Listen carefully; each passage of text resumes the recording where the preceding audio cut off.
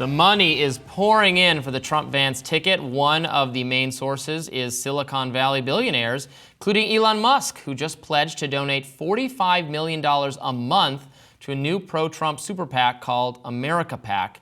Here's one reaction, someone on Twitter, on X, saying, "Oh my God, Elon Musk is going to help Trump save America. Elon Musk is donating around $45 million to a pro-Trump super PAC. Do you hear me? Not $45, not $4,500, not $45,000, but $45 million American dollars. Thank you, Elon Musk. Let's show this man some love. Pass this great news around."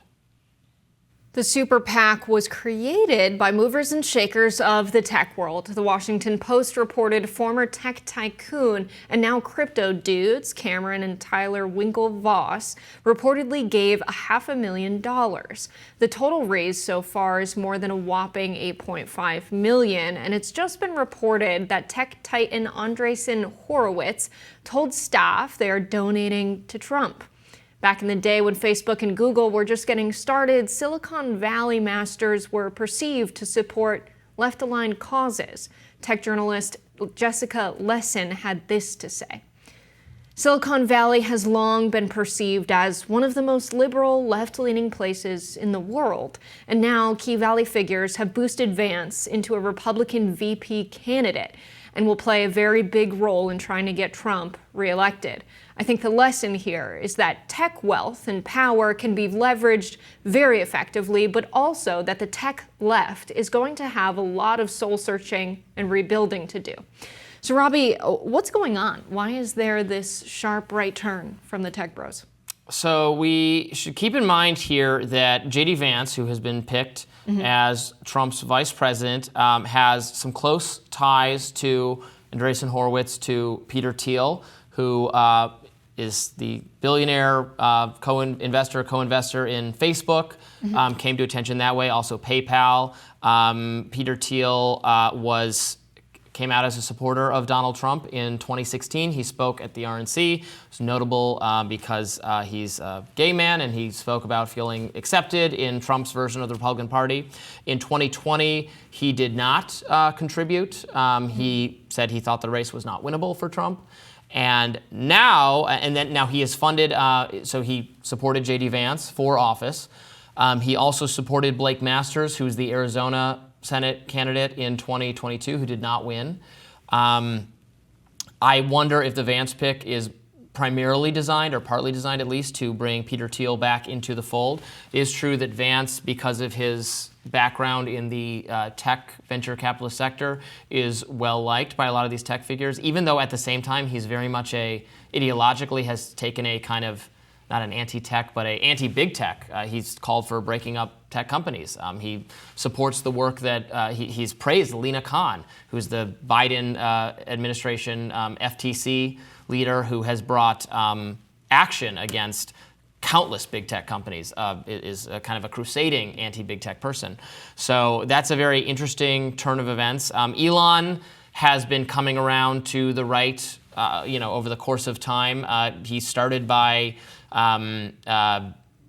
he was supporting Ron DeSantis. Remember, DeSantis announced on Twitter that he was doing his campaign. Elon said he would not support Trump, but that he was supporting DeSantis. So now there's no DeSantis option. He has come into the fold.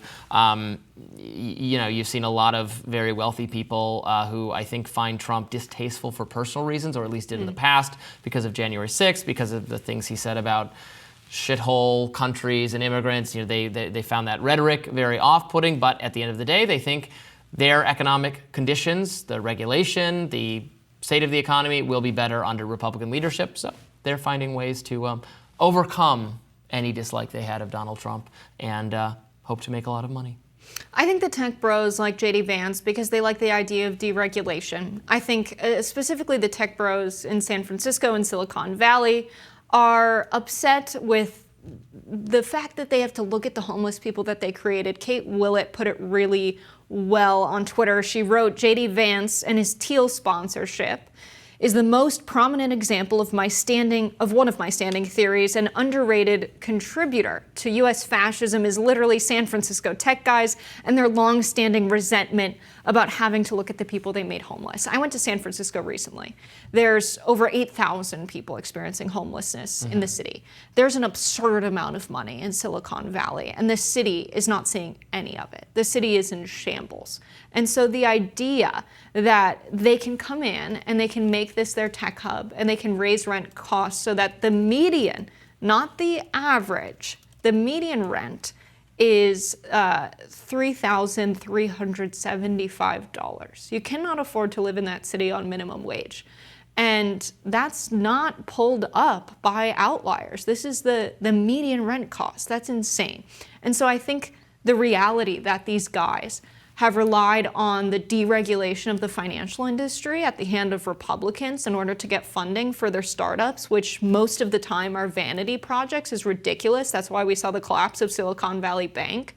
I think they're in bed with the right now because they know that that's the only hope that they can make a living by securing that funding, paying themselves a hefty salary, and having their startup fail in 5 years. I disagree with a lot of that. I mean, San Francisco, I just looked it up, has spent $1.1 billion fixing the homelessness crisis in just the fiscal year 2021 to 2022.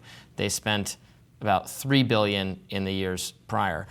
If money was going to fix homelessness, there would not. If it was just a question of money, it would be fixed. It's not just a question of money because the homeless in San Francisco, in addition to just being poor, are dealing with profound mental health issues and drug addiction. And so if you throw money at them and say, here's a place you can stay, here's treatment you can get, here's all of these things you can do, it doesn't work because they're ill and addicted and they don't stay in the housing, they ruin the housing, they have to be on the street to be near to their drug dealers. So you can't fix the problem until you have a more, a stronger desire to actually, you don't have to incarcerate them, but you have to actually forcibly treat them or keep them in mental health institutions. So the money is just being spent on housing is not working. But Robbie, if they can't afford rent, if they can't afford a house on their own, and they're put in some of the temporary housing that was created with that $1.8 billion investment, they're still experiencing homelessness. They still don't have a place to live permanently. So of that 8,000 figure, 2,000 are living on the streets. So the money's going somewhere, but if they can't afford the median rent, because wages aren't enough to afford rent, they're still homeless. With the money that the city government is spending on the homelessness, they could pay for every single homeless person to live in an apartment.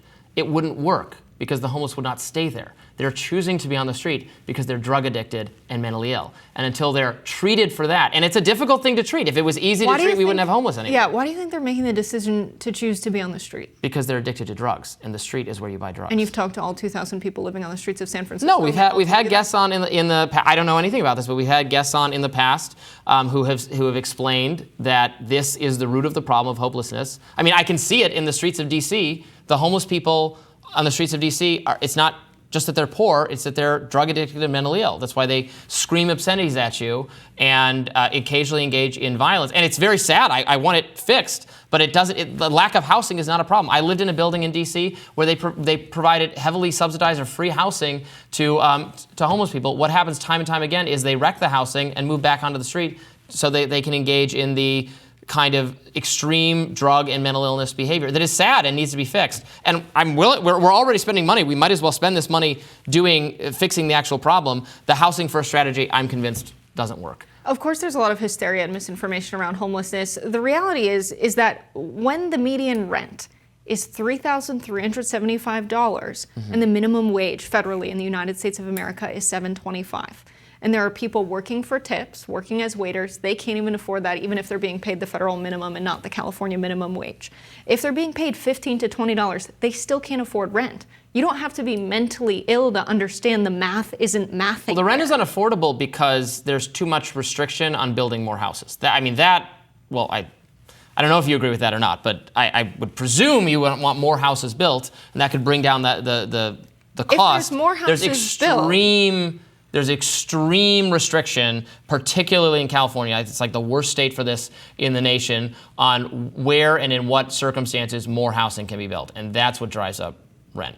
The issue is not that there's not enough units in San Francisco. The issue is that the pricing of the units is too high Well, that's because there's too few It doesn't units. matter if you build more units. This is not a supply and demand issue. It's absolutely a supply and There are demand vacant issue. It's units, unquestionably a thousands supply of and them in demand. San Francisco right now. The issue is that the market isn't caring that the price should be lowered in order to have more renters. They don't care about that. They would rather get the tax deduction by having those units be vacant. And so the issue is that you have a lot of that's people a regulation moving in too. We can get rid of who that. are very high salaried people. They are tech bros working for these kinds of startups where someone gets a chunk of money from a bank like Silicon Valley Bank that's circumventing financial regulations from Dodd-Frank.